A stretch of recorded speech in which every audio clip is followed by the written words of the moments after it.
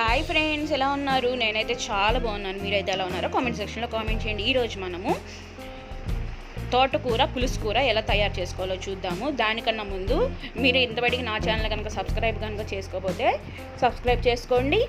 ఆరోగ్యమస్తు తెలుగు వీడియోస్ని సబ్స్క్రైబ్ చేసుకోండి. పక్కన ఉన్న బెల్ ఐకాన్ని క్లిక్ చేస్తే నా నోటిఫికేషన్స్ వస్తాయి. అలానే లైక్ చేయండి, షేర్ చేయండి, కామెంట్ చేయండి. ఇంకెందుకు ఆలస్యం, ఎలా ప్రిపేర్ చేసుకోవాలో చూద్దాం. నేను 2 కట్టలు తోటకూర తీసుకున్నానండి. ఇట్లా సన్నగా కట్ చేసుకున్నాను. కడిగి శుభ్రంగా సన్నగా కట్ చేసుకున్నాను. ఒక బాండీ పెట్టుకొని దాంట్లో తోటకూర, 2 పచ్చిమిరపకాయలు చిన్నగా కట్ చేసుకున్నాను, 2 ఉల్లిపాయలు ఇట్లా నిలువుగా కట్ చేసుకొని వేసుకున్నాను అనమాట. నానబెట్టుకున్న చింతపండు కొంచెం వేసుకుంటున్నాను, ఎందుకంటే టమాటా కూడా వేస్తాం కాబట్టి. అలాగే కొంచెం పసుపు,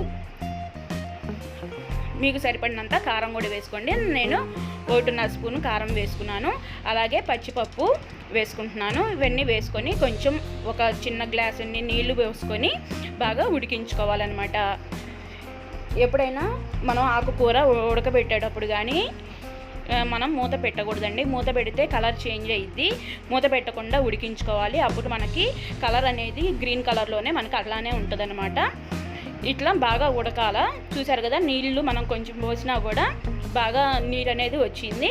తర్వాత కొంచెం ఉడికిన తర్వాత టమాటాలు నేను ఒక 2 తీసుకున్నాను.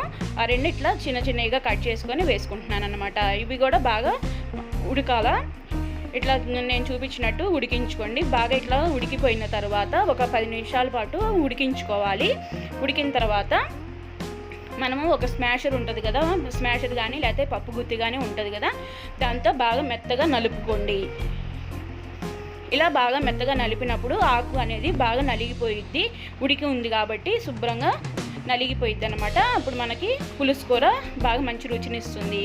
ఇట్లా ఉడికించుకున్న తర్వాత లాస్ట్లో కొంచెం ఉప్పు వేసుకోండి. నేను కల్లుప్పు తీసుకున్నాను. మీకు సరిపడినంత ఉప్పు వేసుకోండి. కల్లుప్పు మంచి రుచినిస్తుందండి వంటల్లో. కల్లుప్పే వాడుకోండి. ఇట్లా కల్లుప్పు కూడా వేసుకున్న తర్వాత బాగా కలబెట్టుకొని ఉడికించుకోవాలి ఒక 2-3 నిమిషాల పాటు.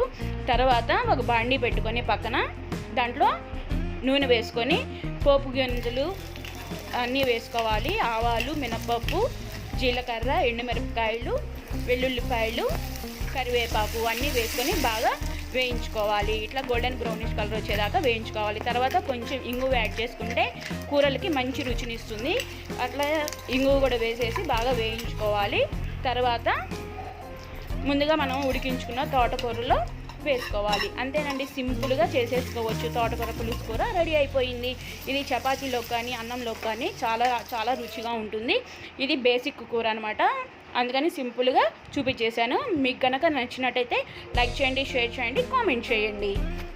ఇంకెందుకు ఆలస్యం, మీరు కూడా ట్రై చేసి ఎలా ఉందో కామెంట్ సెక్షన్లో కామెంట్ చేయండి. తోటకూర పులుసు కూర రెడీ అయిపోయింది ఫ్రెండ్స్. వేడివేడిగా ఎంజాయ్ చేయండి. Thank you, bye.